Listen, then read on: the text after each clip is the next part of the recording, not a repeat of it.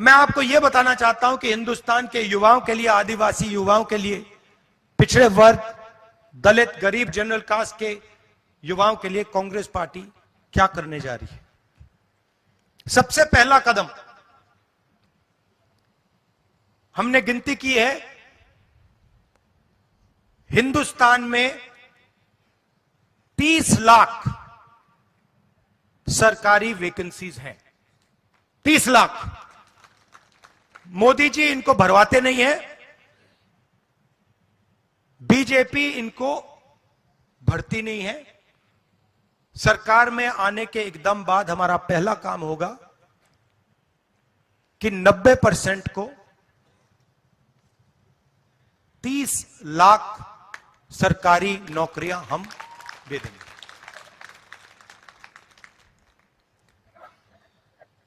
दूसरा ऐतिहासिक काम, हम मनरेगा प्रोग्राम लाए थे, रोजगार का अधिकार। लाखों लोगों को फायदा हुआ, अधिकार दिया हमने। वैसे ही हम हिंदुस्तान के युवाओं को, सब युवाओं को अप्रेंटिसशिप का अधिकार देने जा रहे हैं। और यह अधिकार हर ग्रेजुएट, हर डिप्लोमा होल्डर को मिलेगा। अधिकार क्या है कि कॉलेज, यूनिवर्सिटी, डिप्लोमा के एकदम बाद 1 साल के लिए हर ग्रेजुएट को प्राइवेट कंपनी में, सरकारी ऑफिस में 1 साल की अप्रेंटिसशिप दी जाएगी और 1 लाख रुपए उसे 1 साल में दिया जाएगा। और यह हर ग्रेजुएट के लिए किया जा रहा है। ये जो लाखों लोग कह रहे हैं कि हम बेरोजगार हैं, कॉलेज के एकदम बाद अगले दिन इनको अप्रेंटिसशिप मिल जाएगी और यह अधिकार होगा। यह ऐसे नहीं होगा कि भैया हमें देना है तो देंगे, नहीं देना तो नहीं देंगे। यह मनरेगा जैसा अधिकार होगा, कानूनी अधिकार अप्रेंटिसशिप का आपको दे रहे हैं। इससे देश में करोड़ों युवाओं को फायदा होगा, ट्रेनिंग मिलेगी और पहला साल का, एक प्रकार से पहले साल का रोजगार मिलेगा। भारत जोड़ो यात्रा में बहुत सारे युवा आए, कहते हैं राहुल जी हमने एग्जाम की तैयारी की, हम गरीब हैं, 3-4 महीने हमने मतलब रात दिन कर दिए, एक कर दिए। एग्जाम के दिन पता लगता है 5% वालों के टेलीफोन पे पेपर लीक। हम ईमानदारी से काम करते हैं और जिनके पास धन है पेपर चुरा लेते हैं और फिर उसके बाद हमें कहा जाता है कि देखिए पेपर लीक हो गया तो आपको अब नौकरी नहीं मिलेगी। पुलिस की भर्ती में होता है, पटवारी, सब भर्तियों में होता है। तो हम एक नया कानून लाएंगे,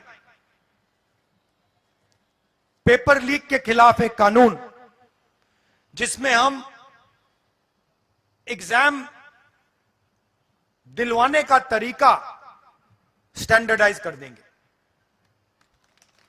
कि एग्जाम होगा तो ये जो आउटसोर्सिंग होती है, प्राइवेट कंपनी को पकड़ा दिया जाता है, ये आउटसोर्सिंग नहीं होगी। एग्जाम सरकारी संस्था करेगी और इस प्रकार से करेगी। और अगर इस प्रकार से नहीं किया और अगर पेपर लीक हो गया तो फिर कानूनी कार्रवाई ऐसी होगी कि दूसरी बार नहीं होने वाला है।